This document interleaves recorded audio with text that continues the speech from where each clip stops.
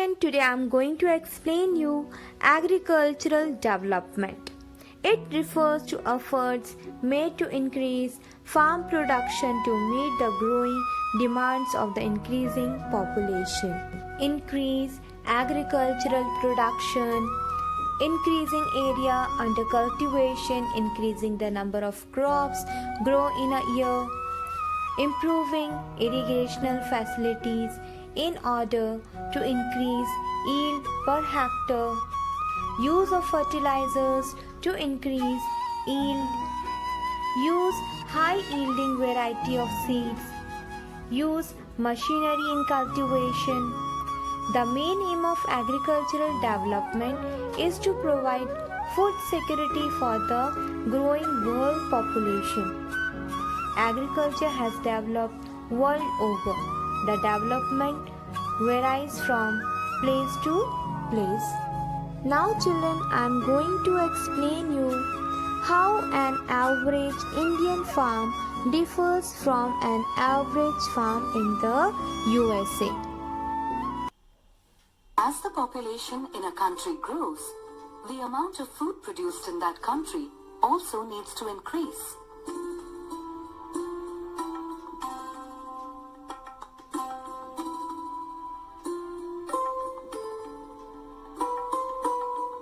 In order to increase the amount of food produced, an improvement in the methods of farming and agricultural development becomes necessary.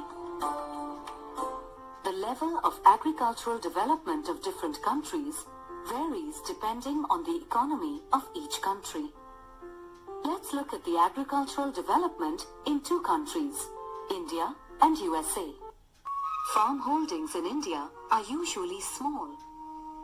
This is because farmers split up their land holdings to give to their sons as inheritance. Since the holdings are small, farmers cannot invest in modern techniques of farming, which may be too expensive for them. Traditional methods of farming, such as using plows pulled by bullocks, are therefore still quite common. Although modern equipment like tractors is used for plowing, such equipment often has to be rented or taken on loan due to lack of finances. Agriculture is labor-intensive in India. Preparing fields, weeding, planting, and harvesting require several people to be employed. For irrigation purposes, farmers in India usually use canals. Pumping water from wells and tube wells shared by a number of farmers is also common. Indian farmers sell their produce in nearby towns. Usually, storage facilities are not adequate, so the growers are often forced to sell off their produce even when the markets are not profitable. However, the government has recently taken steps to develop storage facilities.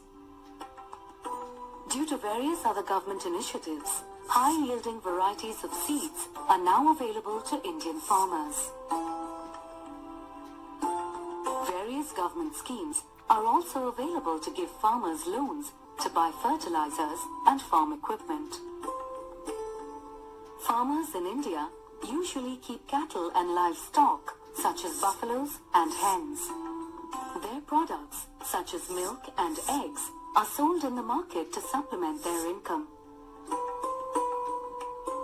Cooperative societies advise farmers on dairy farming practices, such as type of fodder appropriate for the animals and health measures for the livestock. Farming in India is mainly for subsistence and local use. Unlike the farms in India, those in USA are much larger.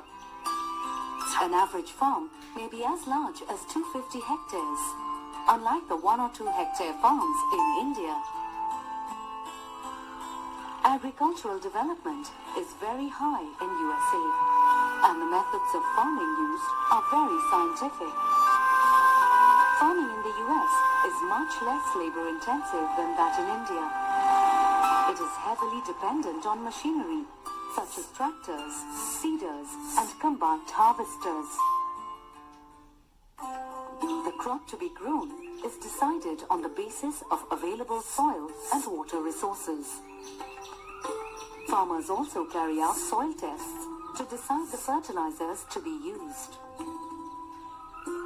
Farmers also undertake adequate pest control measures to ensure a good crop.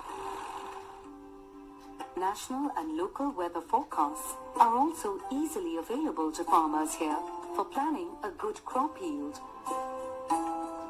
In the US, the produce is kept in gigantic storage facilities known as silos, or sent to warehouses of market agencies that take the produce to the rest of the country. The American government offers loans to farmers for purchasing farm equipment, just as the Indian government does. Farming in USA is a large-scale business venture. Farming in USA, thus, is a large-scale commercial undertaking, while in India, it is more for subsistence and local use. Here is a list of farming practices in both India and USA to help you recap the important points. Children, these are the comparative assessment of agriculture in India and the USA. Children, this is the last video of this chapter. Go through the previous videos for better understanding. Take care all of you. God bless you all.